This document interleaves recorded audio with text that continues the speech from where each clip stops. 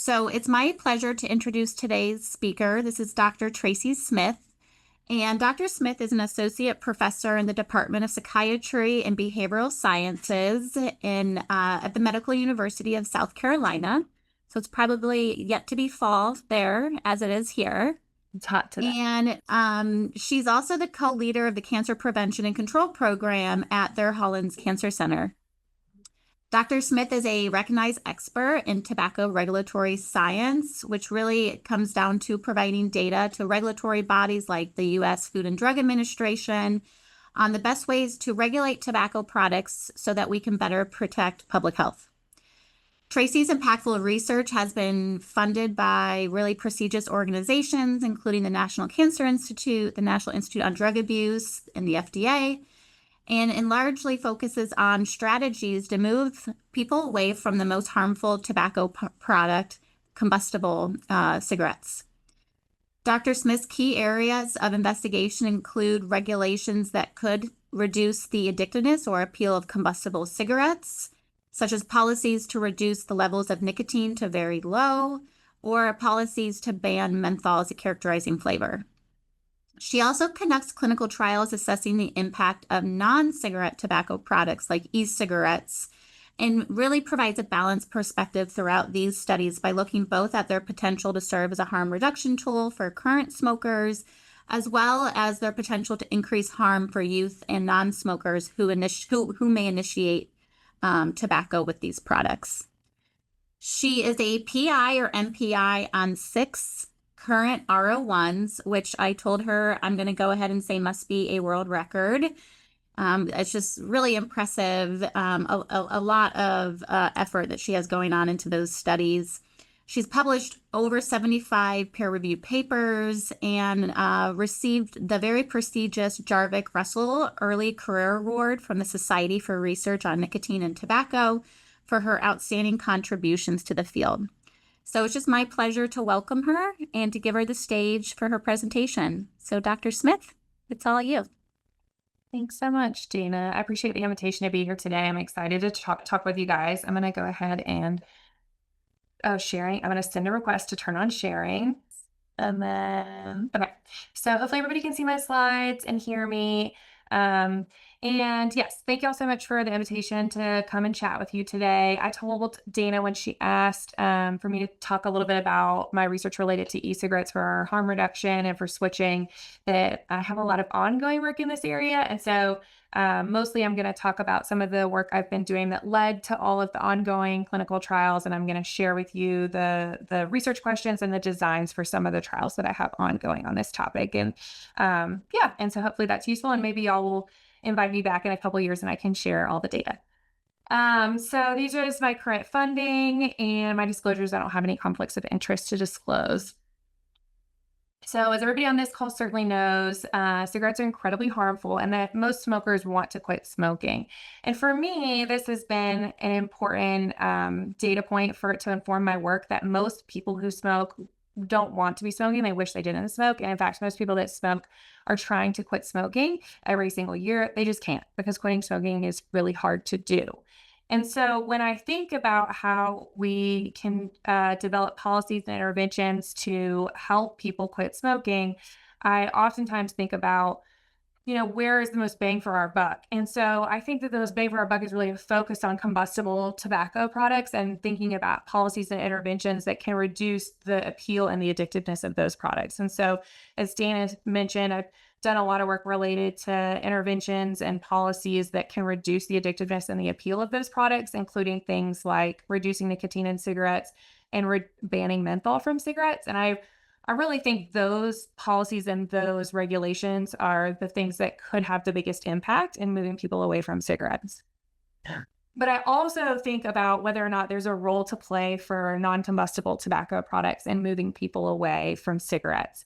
And these are products that are definitely not safe. And so they're not products that we want to encourage use, especially among non-users of, but they certainly deliver much lower levels of toxicants than combustible cigarettes. So they could offer the opportunity if people used e-cigarettes instead of cigarettes to reduce harm at the population level. And we know that among youth and young adults, E-cigarettes are now the most commonly used tobacco product. So these are PATH data for those that are familiar with that survey, looking at the rates of established smoking, established vaping, and then among those people who are vaping, how many of them have never smoked. And these are young adults specifically.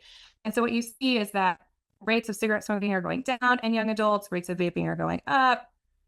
And among people who vape, most of them now have never smoked. And so the fact that they're young adults and these are the data are, to me, forecasting a future in which a few decades from now, e-cigarettes are likely to be most commonly used tobacco products as young adults become adults.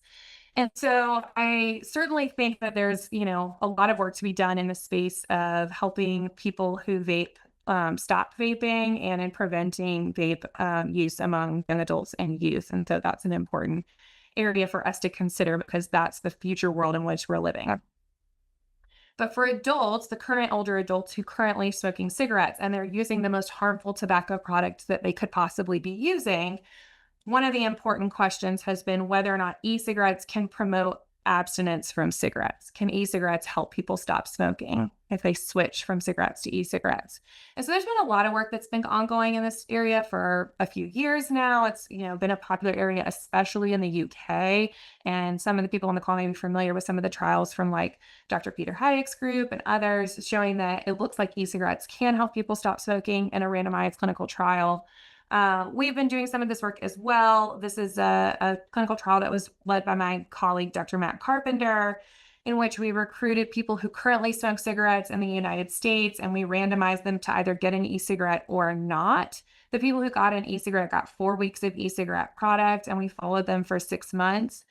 One of the things that makes this trial different from some of the other clinical trials in this area is that we didn't instruct people that they had to switch or give a lot of instructions about switching. It was kind of like, here are e-cigarettes, use them however you'd like to use them.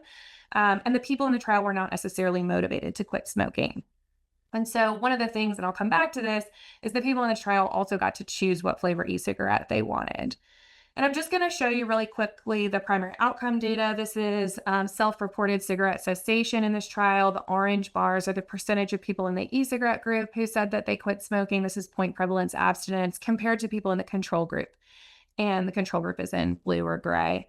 And so, the take-home message just being that in this trial where people were provided with e-cigarettes without a lot of instructions about how to use them, e-cigarettes did appear to help people stop smoking. And so these data have been combined with some of the work that I talked about coming out of the UK and other groups. And the Cochrane group, which is, combines data and makes kind of conclusions about the body of work that's ongoing in different areas, has concluded in their last couple of reviews that there's now high certainty evidence that smoking quit rates are higher in people who are randomized to nicotine e-cigarettes than people randomized to nicotine replacement therapy. That's kind of a big deal because nicotine replacement therapy is, an FDA approved pharmacotherapy to help people quit smoking. And so if e-cigarette quit rates are higher than nicotine replacement therapy, then I think that that's meaningful in terms of thinking about whether or not e-cigarettes can help people stop smoking. In line with these conclusions coming out of the Cochrane review, I recently worked with Ben Toll, who's a colleague here at MUSC, and Brian King, who at the time was the director of the Center for Tobacco Products at FDA, to think about what kind of guidance we could provide to healthcare providers about what they should be saying to their patients who smoke about e-cigarettes. And so, what we ended up coming up with at that time is that, the first step for any healthcare provider who's talking to a patient who smokes is that they should be providing behavioral counseling and FDA-approved medications as first-line treatment. That's what's well established. FDA-approved medications have been determined to be safe and effective. They've been through that level of review, and that should really be the first line of treatment. However, for adults who continue to smoke, healthcare providers might consider discussing the relative risks of tobacco products and telling people, hey, if you're going to keep using nicotine, then e-cigarettes would deliver much lower levels of known toxicants and carcinogens than cigarettes. And that's really just comes down to education and being honest with people about relative risks. But it's important that healthcare providers in that context also reinforce that it's important to completely switch from cigarettes to e-cigarettes, and that continued smoking is going to continue to expose you to the harmful constituents that come along with cigarettes. And so if you want that full health benefit from switching, you need to switch completely. And also to tell people that if you choose to use an e-cigarette to transition away, that providers should make patients aware of products that have been through FDA review. It's important to know there aren't any e-cigarettes that have been through FDA review for smoking cessation. There are no FDA approved smoking cessation e-cigarettes, but there are products that have been authorized by FDA for commercial sale based on evidence that they're appropriate for the protection of public health, which is a different review, and it just means they've met a different standard than the one that's normally used for pharmacotherapies. But after we published this and when in the process of writing this, it came up for us and it came up, based on the reactions from people that, there's a lot of unanswered questions here. This information is quite vague. What types of products should be used and are most effective? For whom are this type of advice most appropriate? And how should people use these products if they want to switch completely? And so I've been thinking quite a bit about the first two things, less so about the third, although I think it's incredibly important. It's just not an area that I'm working in right now. So one of the things I'm interested in is, what's the impact of different e-cigarette product characteristics on switching? What are the things that make an e-cigarette a good one to help people switch? And so one of the most common characteristics that people talk about and ask about is flavors. What about flavors? Are they important for helping people switch? Are they too risky? We know that kids like them. How worried about that should we be in comparison to the fact that adults say they also like them? And so FDA has been reviewing applications from e-cigarette companies and making decisions about whether or not they can or cannot be on the market. And they got about 6.5 million applications to review. And the first thing that kind of came out decision-wise is that they denied the applications from about 55,000 different flavored e-cigarette products, saying that they didn't meet the standard of appropriate for the protection of public health. The FDA did authorize the very first one was a tobacco-flavored e-cigarette. And they've been slowly making their way through making decisions on these 6.5 million products. They, at this time of this press release, had made a decision on about 93% of the applications, and that included marketing denial orders, that means just denying, for almost 1 million e-cigarette products. And the justification for that is that the applications for those flavored products lack sufficient evidence that they have a benefit to adult smokers that is sufficient to overcome the threat that's posed to youth and young adults. So that's going back to what I was saying about, we know that kids like these products, they like the flavored products. So if the FDA is going to let a flavored product on the market, that product needs to have a benefit to adults that is above and beyond the benefit that would be provided by a tobacco flavored product. So just showing that it helps people switch is not good enough. The FDA needs to know, do flavors help people switch better than a non-flavored or just a tobacco flavored product? And so that's a research question that I've been interested in. Going back to this trial where I showed the design for Dr. Carpenter's trial and a clinical trial, the people who were enrolled in the e-cigarette arm in this randomized clinical trial got to choose up to 2 flavors at the first shipment and up to 2 flavors at the second shipment. So they could choose up to 4 total flavors. It's important to note that this is not a randomized test of flavors. This is a trial in which people self-selected what flavor they wanted. But nonetheless, we were interested in what did people choose? Did what they chose flavor-wise matter? Did the people who chose flavors have better outcomes than the people who chose tobacco? And you'll see that there's a tobacco flavor, a menthol flavor, and some fruits. So we went back and looked at what people chose. This is the percentage of people who selected each flavor at shipment 1 and shipment 2. They're not mutually exclusive because people got to choose up to 2 flavors at each shipment. So the values don't sum to 100, and they shouldn't. And the first thing you'll just notice is that people were much less likely to choose tobacco on the second shipment than they were on the first shipment. Some people maybe didn't like it, who knows? And the second thing is that I wanted to look at whether or not the people who picked tobacco, if their behavior changes, if their smoking cessation changes in the trial were different than the people who selected flavors.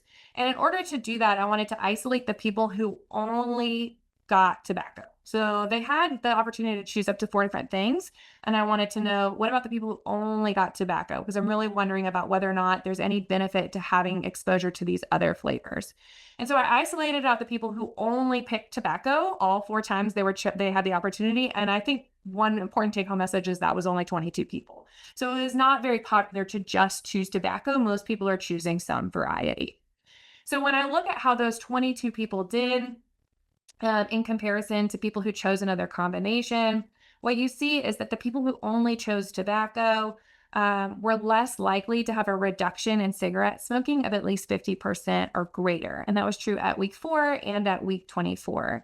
And so what's plotted here is the percentage of people in each of those two quote unquote groups who had a reduction in how many cigarettes per day they smoked compared to the people who chose any other combination.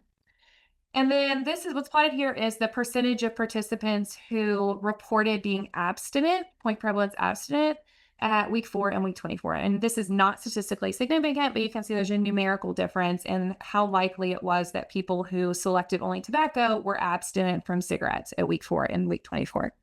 So to me, this was kind of suggestive that maybe flavors are important. Maybe they do provide a benefit. But again, this is not a randomized trial of flavor. People self-selected into these groups. We also saw that the people who only selected tobacco were older, for example, which could be an important determinant of their changes in behavior during the trial. And so it's really important that we have a randomized trial to understand whether there is any benefit to flavors. And so that's one of the ongoing studies that I'm doing now. This is a randomized control trial that I'm doing together with Dr. Ted Wagner, who's at Ohio State University. And in this trial, we're recruiting 1,500 people who currently smoke cigarettes in the United States. And they're being randomized to either a tobacco arm, a preferred flavor arm, or nicotine replacement therapy. So 500 people will get to choose between 2 different tobacco flavored e-cigarettes. 500 people will get to choose any flavor they'd like. And the options are, I'm showing more than we actually have. The options in the trial are they have 2 tobacco, they have 2 menthol, and they have 2 fruit flavors available. And then the people in the nicotine replacement arm get combination NRT. So they get patch plus lozenge. And actually the people in the e-cigarette arm get like a little kit, a sampling kit that they get to, try the options before they make their choice about what they'd like more of. Everybody gets access to those products for 2 weeks prior to the date that they've chosen to switch. And then there's a switch day after which people are supposed to switch completely from cigarettes to their assigned product for 12 weeks. And then we follow them for 6 months. The outcomes in this trial are how many cigarettes per day people smoke across time, their e-cigarette use, including complete switching. Complete switching is the primary outcome, including expired carbon monoxide, which we'll use to verify people's abstinence from cigarettes. And so this is really a randomized test of flavors. And I hope will provide a lot of information to us and to FDA about whether or not flavors provide any benefit above and beyond tobacco flavor. Because if they don't, if they're just as good as a tobacco flavored e-cigarette, then there's really no place for these products on the market, given that they are attractive to youth. So, in addition to understanding what products are best for helping people switch, I've been interested in whether or not e-cigarettes can promote abstinence among populations that might be hard to treat or might typically struggle to quit smoking. And so I've been thinking about this in terms of, for example, people who don't want to quit using nicotine or tobacco. If, those people who plan to continue to use could at least use a less harmful product. People who cannot quit with traditional treatment or refuse traditional treatment for whatever reason. And then people for whom time is really of the essence. It's really important that in a time-sensitive manner, people stop smoking, and then we can work on their long-term nicotine use later. And so I have ongoing trials that specifically focus on people who have failed to quit smoking with pharmacotherapy, people who are in cancer care, and people who have substance use disorder. I'm going to talk a little bit about those. So as I talked about at the beginning, we know that most people who smoke want to quit smoking, and yet most quit attempts fail. And these are estimated abstinence rates for some of the different FDA-approved pharmacotherapies we have. Varenicline is the most effective monotherapy we have, and it can really triple the odds that somebody can successfully quit smoking. Nicotine replacement therapy, if patch and gum are combined, that is just as effective as varenicline generally. And so these are important pharmacotherapies for people to be using because they can double or triple the odds that someone successfully quits. Yet, we know that most quit attempts will fail. So when you look at this, the highest estimated abstinent rate is 30%, which means that most people who try these products are not going to succeed, at least the first time. And so one of the things we've also seen in observational trials is that trying something different after a failed quit attempt might help. And so these are data that come from ITC, if people are familiar with that survey, and they plot the percentage of people who were able to successfully quit smoking separated out by whether they used pharmacotherapy across 2 different quit attempts, whether they switched pharmacotherapy, or whether they used the same pharmacotherapy across successive quit attempts. And what you see is the group that actually does the best are people who switched pharmacotherapies after their first failed quit attempt, regardless of what the pharmacotherapy was, if they switched after the first one, which to me indicates, and again, these are observational data, they don't, this is not randomized. To me, it indicates that if the first thing's not working for you, that trying something new to quit smoking could be helpful. And so one of the things that I've been interested in is, can e-cigarettes promote abstinence among people who have already failed to quit with pharmacotherapy? So in order to start getting at this question, we did a pilot study. We recruited people who smoked from the community. The people had to be daily smokers, and they had to have had a 24-hour quit attempt using FDA-approved pharmacotherapy within the past 5 years. And you'll see in my follow-up trials, I'm trying to shorten that window. 5 years is really far too long. I want it to be a recent quit attempt, but in this pilot study, it was within the past 5 years. And they had to still be motivated to quit smoking. We recruited 30 people who had already tried to quit and failed with an FDA-approved pharmacotherapy, and we randomized them to either get an e-cigarette or get combination nicotine replacement therapy. And it was 2-to-1 randomization, so 20 people got the e-cigarette and 10 people got the NRT. They got the product and they set a switch date or a quit date about 1 week into the future. And we told them they could go ahead and start using their product as they wished in advance, just to get used to it, both the NRT and the e-cigarette. And then when the switch or quit date came, there were 4 weeks after that where the instructions were to stop smoking and to switch completely to the e-cigarette or to the NRT. And then they came back in 4 weeks later for a final visit. So it was 5 weeks total of product, and the switch period was 4 weeks. During this time, we did weekly phone calls, daily diaries to measure their tobacco use. These are the demographics.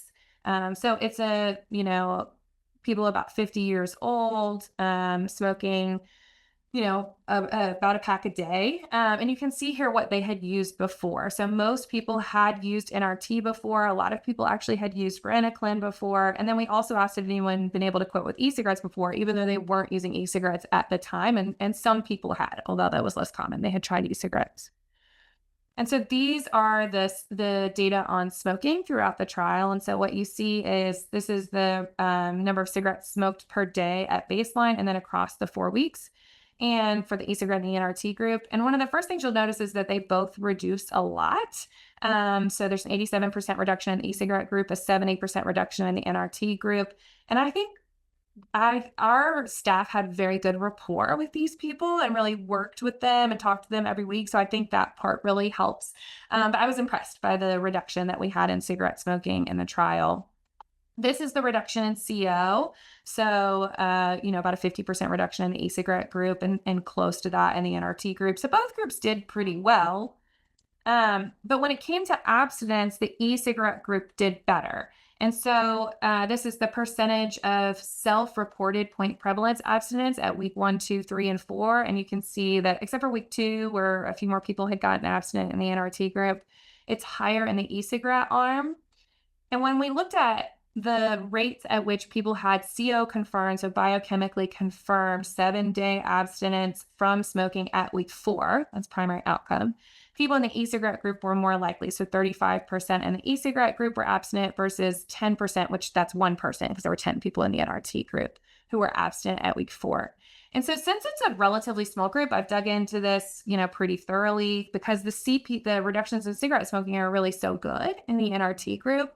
And what I found is that both groups really did great at reducing their smoking. The NRT group, there's quite a few people who are using like 1 or 2 cigarettes per day. So they're almost abstinent. It's working, but they just can't quite get there. They can't quite get 100% abstinence. They clearly did try.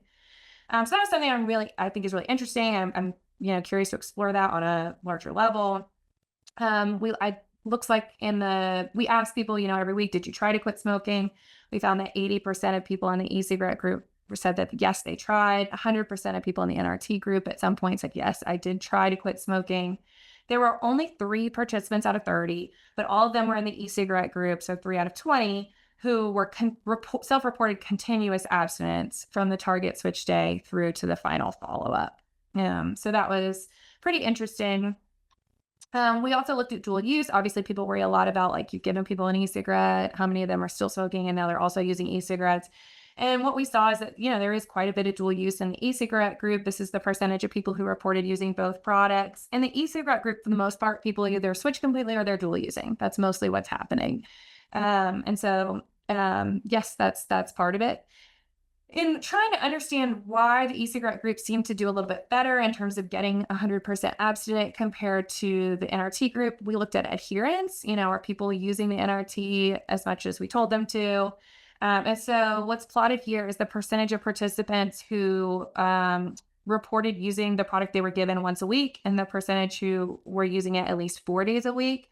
And what you see is that people in the NRT group is all the green. And this is the percentage who said that they are using the patch, using the lozenge, or using both. And the instructions were to use both, right? It's combination NRT. And so they're supposed to be wearing the patch and they're supposed to be using the lozenge. And what we saw is that it looks like the e-cigarette group is more likely to be using their e-cigarette regularly than the people who are assigned to NRT are to be using their combination product.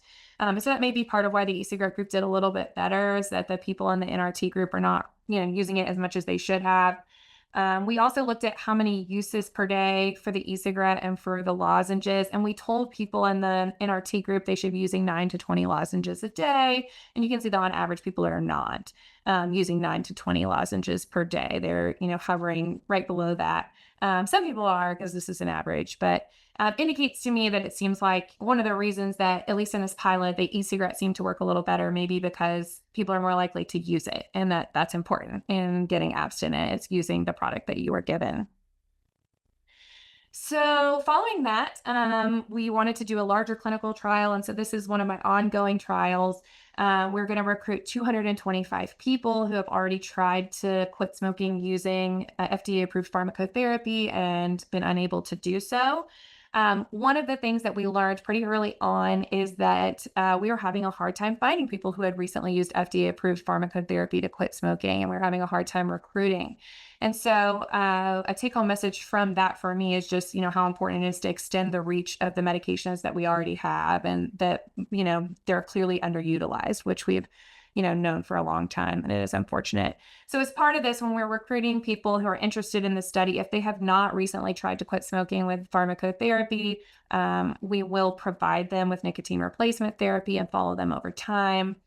If it's working for them, either they feel like it's working or it is working objectively, if they're abstinent, we will provide them with more nicotine replacement therapy and get them connected to our tobacco treatment program. We try to carry them through with that. And we have had quite a few people for whom it's worked, which is great.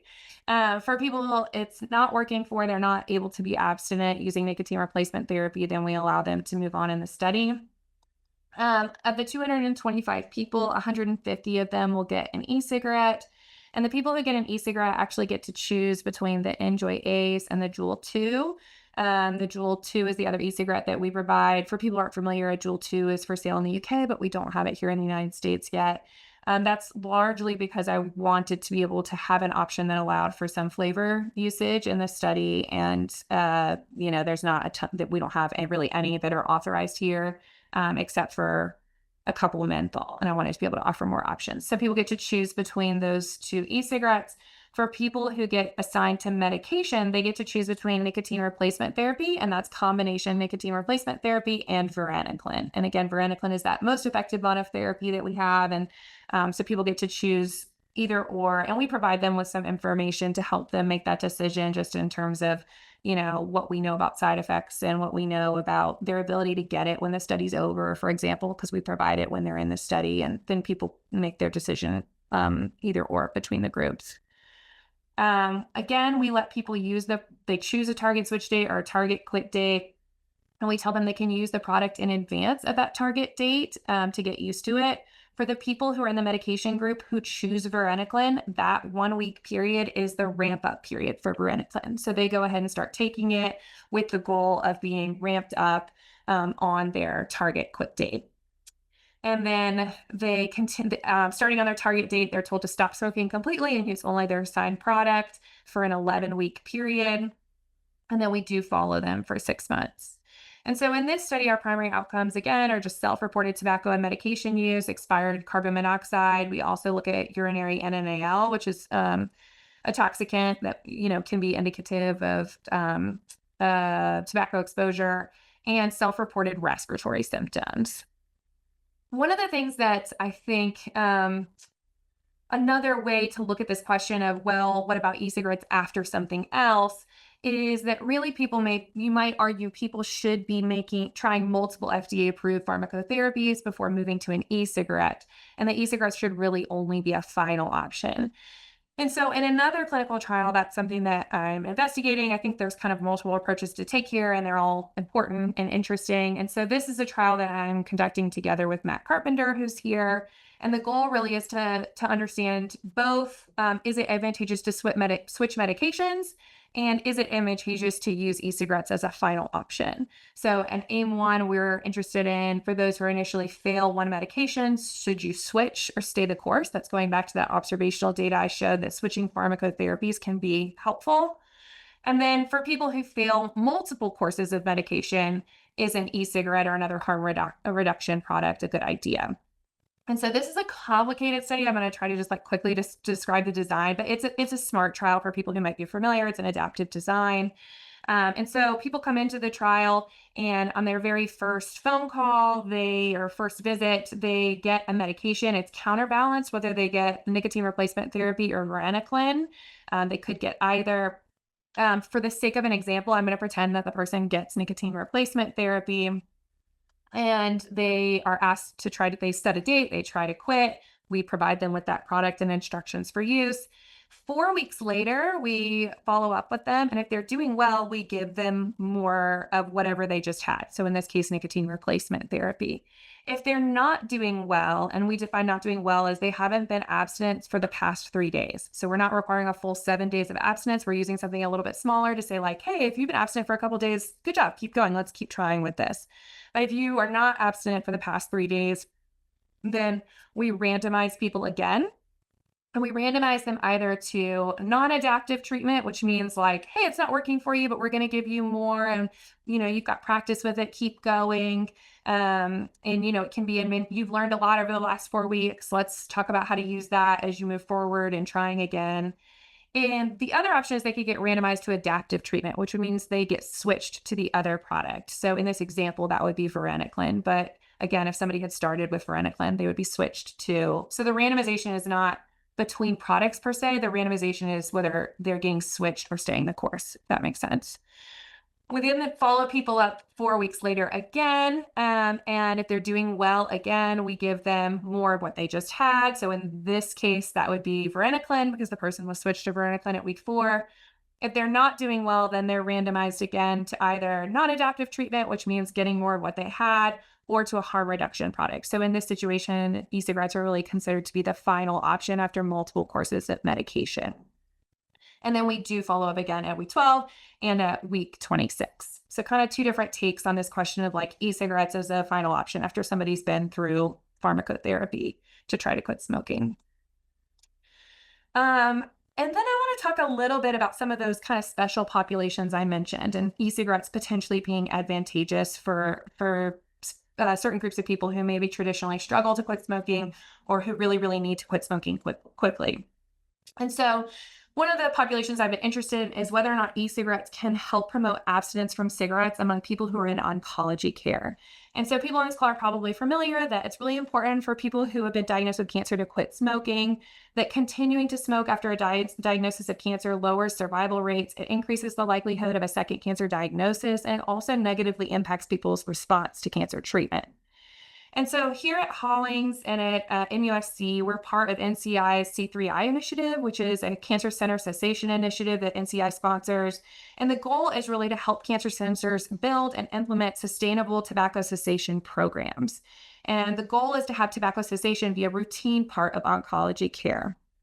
And so all C3I centers are supposed to identify patients who smoke, identify them to quit, or advise them that they should quit smoking, offer treatment, and track smoking cessation outcomes.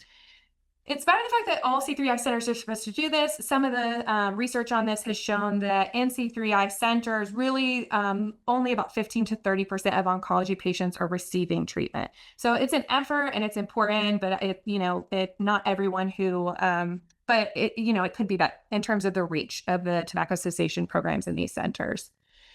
At MUSC, I've been working with Dr. Alana Rajeski in this area. And so we at MUSC have, we're C3I Center, we have 43 oncology clinics. And the way that our tobacco treatment program within those oncology clinics work is that every morning there's a scrub of the electronic health record. And every single person who was seen in an oncology clinic the prior day, whose medical record identifies them as a smoker, gets a phone call from a trained tobacco treatment specialist.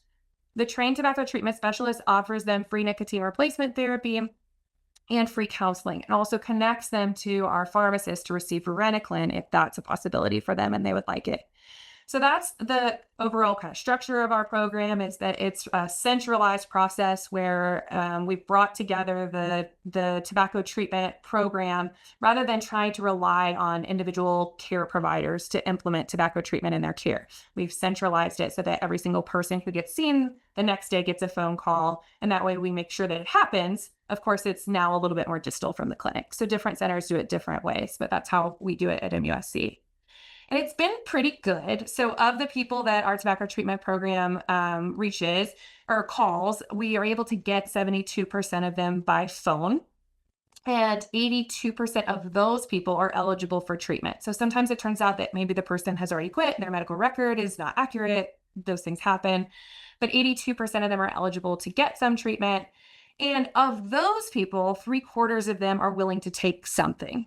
And so that might include, I'm willing to do one counseling session with you. It might be sure send the patches. I don't know if I'm going to use them, but 3/4 of people are willing to accept something from us. And I will say that our tobacco treatment specialists who do this, it's a small team, and they are incredibly passionate and caring, and they follow up and follow up and follow up until they get the person. And it's not just a, hey, would you like yes or no? They really try to sell them on the benefits of quitting smoking. They do a wonderful job.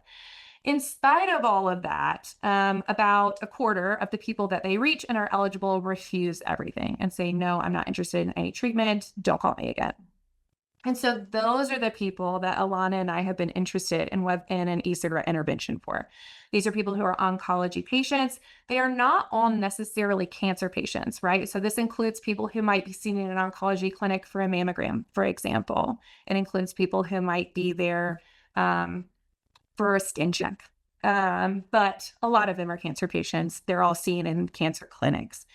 And so 1/4 of them are refusing all treatment and saying that they are not willing to accept any traditional treatment that we can offer. So Alana and I are interested in whether or not these oncology patients who refuse traditional treatment would be willing to try an e-cigarette. So in order to understand that, we did a little pilot because we thought there was a good chance that they refuse everything else, they would also refuse an e-cigarette. And so we did a 7-week pilot. And in that time period, there were 47 oncology outpatients who refused all treatment. I'll note that it's 7 weeks because we just went until we got 10 people. The goal was to get 10 people. So it took us 7 weeks to get 10 people. 47 people refused all treatment. And those people who refused all treatment, the tobacco treatment specialist then said, okay, now that you've refused everything, there is a research study I could refer you to. Are you interested in 2 weeks of free e-cigarette product? And 40% of those people were willing to at least be referred to us. And so we were pretty pleased with that. Like, of this 47 people who, refused our Bulldog tobacco treatment specialists offerings, 40% of them were willing to say, like, yeah, I talked to a research team about that. 20% were eligible and ultimately enrolled, so 10. And this drop here between 40 and 20 is mostly due to non-daily smoking. So we would treat them as non-daily smokers within our tobacco treatment program. At the time, Alana and I were not willing to enroll non-daily smokers into an e-cigarette intervention. So I've heard kind of like mixed opinions on whether or not we should or should not do that. But in the pilot, we did not enroll those people. These are the demographics of those 10 people, but it was fairly diverse. 5 of them had a cancer diagnosis at baseline. And again, many people may have been there for a biopsy, for example, so they may get a cancer diagnosis, but 5 of them didn't have one at baseline. They're, middle-aged, fairly dependent, 60% smoked within the first 30 minutes of waking. 8 had previously tried at least one pharmacotherapy, and actually 1 had previously tried an e-cigarette. And we gave them 2 weeks of product, and we told them to try to switch completely. We followed up with them at 2 weeks and at 4 weeks. Since it's only 10 people, I'm just showing you all 10 people. This is the number of cigarettes smoked per day at baseline, week 2, and week 4. Each line is a person. And so there's, on average, a 74% reduction in the number of cigarettes smoked per day. Again, it's single arm. There's no control group. It's just a pilot. We see that most people had a reduction in cigarette smoking of some kind. And actually 4 of the 10, 40% of them were abstinent at week 4. I self-report. So we were fairly encouraged by this, mostly that people who were refusing everything else in oncology clinics were willing to accept a harm reduction intervention, and that it was working for a fairly sizable group of them. We also asked people to rate their acceptability of the intervention. And on average, the intervention was rated a 4.2 out of 5, which is consistent with an acceptable intervention. And we did qualitative interviews with all the patients. There were only 10 of them again, so it was easy to do. And we were surprised. Alana and I both thought this would be a very low motivation group, that they were refusing everything within the tobacco treatment program because they didn't want to quit smoking. And we actually found that that was not true, at least among the people who said yes and ended up in our study. So we asked people, why did you say yes to this? Why are you interested? And the most common thing we heard was, I had tried everything else and you were offering me something new. And I said no to the tobacco treatment program because I had already tried all of that. I don't want more NRT. I don't want more counseling. It's not helpful to me. I tried. And so that was kind of interesting to us, that it seems like for some people, e-cigarettes are kind of like another tool in the toolkit that maybe is novel. And yeah, so following that, Alana and I wrote and submitted a grant that was funded to do a larger clinical trial, a type 1 hybrid effectiveness implementation trial focused on this topic. And so in this trial, we are recruiting, we started a couple months ago, 208 people who, again, are oncology outpatients who refuse all treatment. In this case, they're going to be offered, it's now 2-arm, it's a randomized trial, an e-cigarette or standard of care. The standard of care group is tricky here. I would normally not have a standard of care group that doesn't get anything really, but they already refused everything. So that's why they're in the study. They already said no to counseling. They said no to NRT. They said no to a varenicline referral. So in this case, it's just that we send them swag. We give them a quitting workbook. It's like a long workbook that they can work through over the course of the trial. I don't know how many people use it, but we're going to be monitoring that. And then, of course, people can always re-enroll in the tobacco treatment program. We are very clear, you're welcome to go out and get your own medication. You're welcome to go out and buy your own e-cigarette. We don't care. But we are not providing anything to that standard of care group. They get 13 weeks of product. So again, it's a 1-week pre-switch. They set a target date, and then there's 12 weeks for them to switch completely, and we follow them for 6 months. Standard of care group is followed for that same length of time, but they don't set a target date. The primary outcomes are behavioral. There are implementation outcomes because it's a hybrid type 1 trial. And then we're also doing an exploratory aim where we're going to look at some of these cancer outcomes. It's going to be a very diverse group of people because it's all oncology outpatients. So people are in varying stages of cancer survivorship, to just being high risk for cancer, to being in active cancer treatment. And so it's not like we can really look at clear cancer outcomes, but we're going to be collecting a lot of information that I think will provide interesting exploratory data, including doing a 5-year chart review. So that's something that they consent to. And then finally, I'm interested in whether or not e-cigarettes can promote abstinence among people with substance use disorder. So you guys may be familiar that rates of smoking among people with substance use disorder are 3 times higher than in the general population, and that continued smoking during substance use disorder treatment is associated with worse outcomes, and that individuals with substance use disorder are more likely to die prematurely from tobacco-related illness than from their primary substance. So Dr. Erin McClure, and I have a trial that we just opened enrollment for. Among people who smoke and are enrolled in outpatient substance use disorder treatment, we're recruiting from 3 different substance use clinics in the state of South Carolina. They have to be an outpatient treatment. So we're not doing it among inpatient people who are enrolled inpatient. And it needs to be intensive outpatient. They have to also be recent enrollees, so within the last 30 days. And people in this trial have not yet refused treatment, so we have an active control group. So they either get an e-cigarette or they get combination nicotine replacement therapy, and it's a very similar design. We're providing 12 weeks of product. They set a target switch date or target quit date, and then we follow them for 6 months. And we encourage people to always get more product if they desire to do so. And again, the primary outcomes are behavioral. We have implementation outcomes. And then in this trial, we're also following people's substance use treatment outcomes, and it's non-inferiority. So we are interested in whether or not e-cigarettes are as good as nicotine replacement therapy at not interfering with people's substance use disorder treatment outcomes. So looking at negative urine drug screens, attending their sessions, drug-free days, those kinds of things. So that's my overview. My take-home messages kind of from all of this work, and hopefully I'll have more data-driven take-home messages in a few years when these trials are complete. Are that, e-cigarettes clearly do deliver lower levels of harmful ingredients than traditional cigarettes, and they're not safe, but they do have the potential to lower harm for adults who currently smoke. And we need to understand how to maximize the potential benefits for e-cigarettes, while also minimizing their appeal to individuals who do not smoke. So the work that's ongoing in youth and young adults to make sure that the products that are available are those that are have as little appeal to youth while also providing benefit to adults is really important. It's really a tough product class because it's not a clear yes, no, in terms of whether or not they're good or bad. And both sides of those coins that coin is really important. For people who can't quit with traditional methods, healthcare providers can talk about the relative risks of these products and encourage people to switch completely if they're interested in doing so. They may be best as tools for populations that for whom traditional treatment options aren't working or may not work quickly enough, or for people who are not interested in traditional treatment options. And then I also think it's important to think about whether or not the next stage in this process is getting people off nicotine altogether, right? So in all of my studies, I'm talking about complete switching, but I'm not really talking about what happens after that and whether or not there's interested in using those products as an off-ramp that eventually moves to abstinence. And I think that type of work is important. And I hope that there's people working on that as well. And then I'll just say thank you to all the people who contributed to all of this work and are still contributing. I tried to emphasize here the people who contributed to the work I presented today, but there's quite a bit of people who've contributed to work that I didn't present today. And just thankful to work with such a wonderful team of people here in AFAR. And I'll stop there and see if there's time for a couple questions.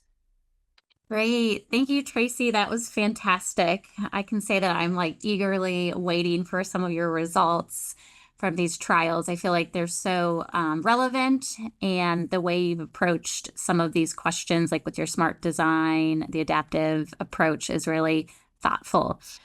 I'll go ahead and kick off with a question while others pull theirs into either the chat, or you can put your video on and we will get to you.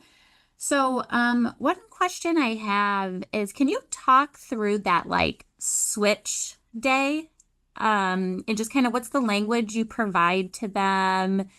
See, it seems like a quit day, but switch day. So I was just curious what guidance is going into that.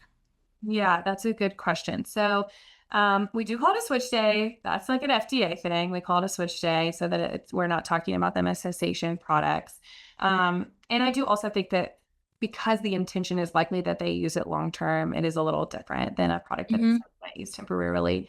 So I will say I made all of our staff get trained in tobacco treatment specialist training. And I think that that's been useful. There's a script that people are following. And so it's pretty guided in terms of choosing a date. They have a window. We give them a window for the purposes of the study. I think usually it's 7 and 14 days from now. And we kind of tell people you might decide a Monday is best for you, a fresh start, or you may decide, it's totally up to you. It's just important that we make it firm.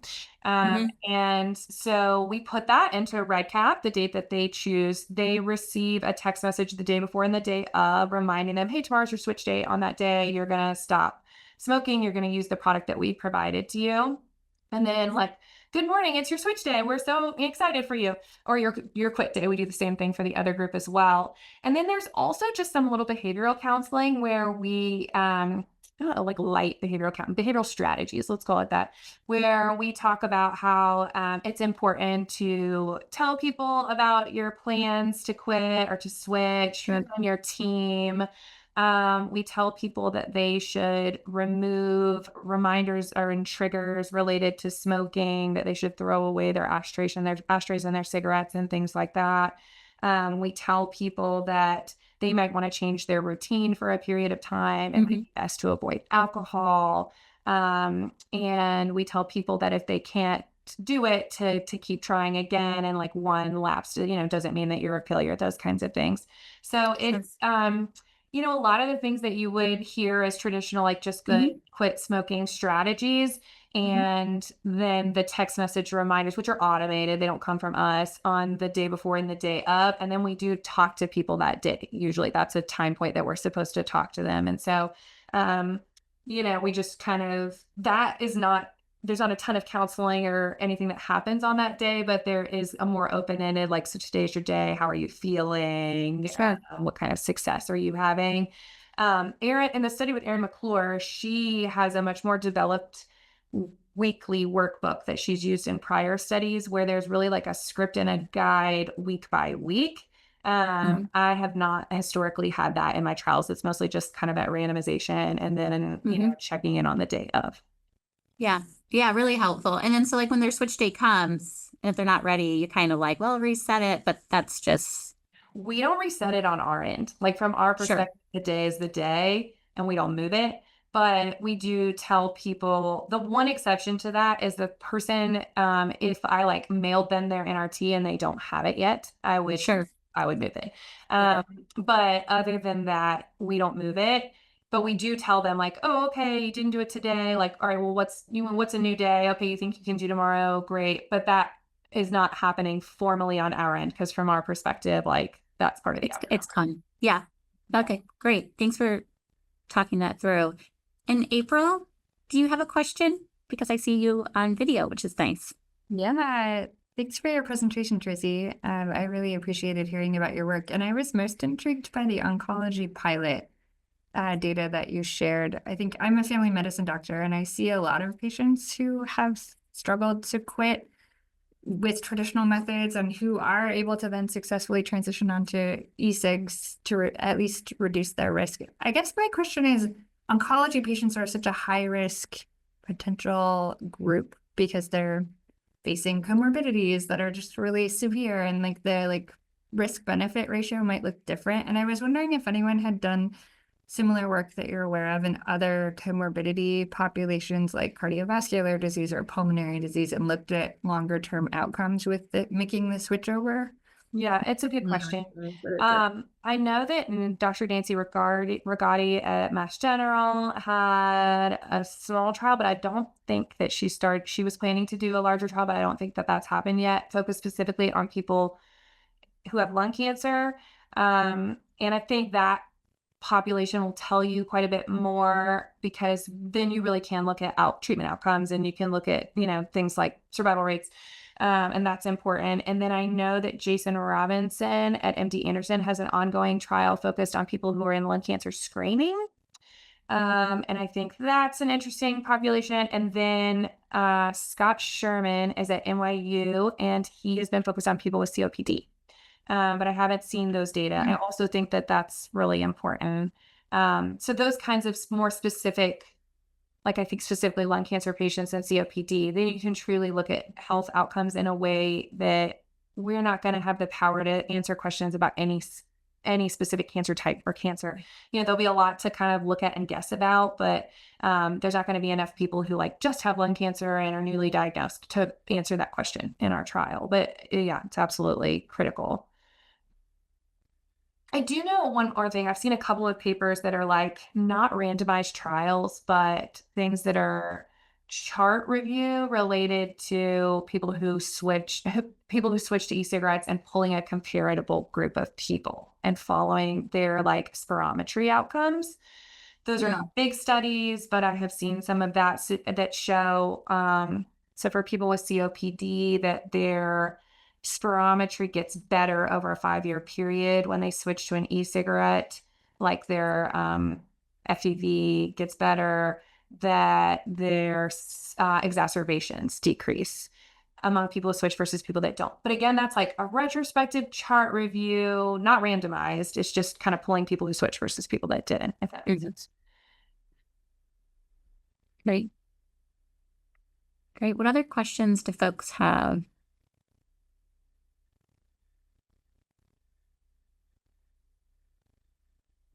Wonderful presentation. If there are any other questions, I have one. I'm really excited just echoing what Dina said to see some of the results.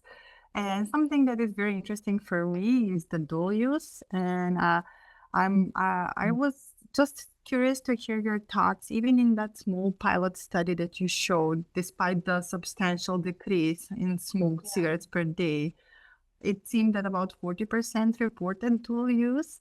So any thoughts at which point we stop to consider this as a progress, and when do we start to worry about this population? Any thoughts on your metrics? What would be sufficient or a good decrease of numbers of cigarettes? Just if you can speak a little bit about that.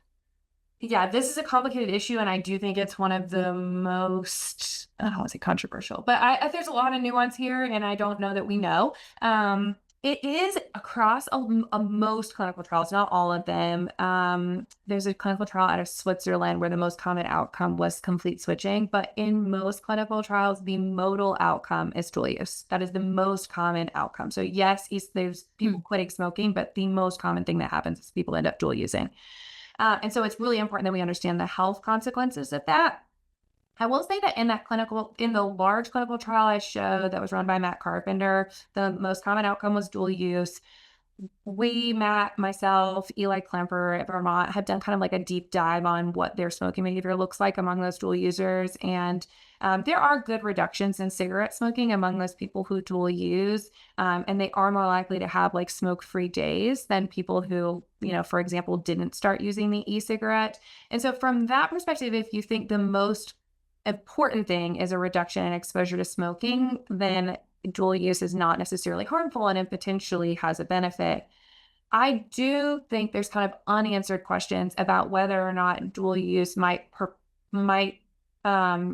perpetuate smoking in the long term. So if by adding another source of nicotine that you're using throughout the day and more frequently and can use honestly in a lot of places where you're not supposed to, and you can use first thing in the morning in your pillow and it doesn't smell like smoke. If that kind of frequent nicotine exposure throughout the day might eventually make it harder to quit smoking, there's not good evidence for that or anything. There's some observational trials where I've seen people kind of try to say it looks like people who dual use are less likely to ultimately quit smoking, but I've seen other observational data that show the opposite.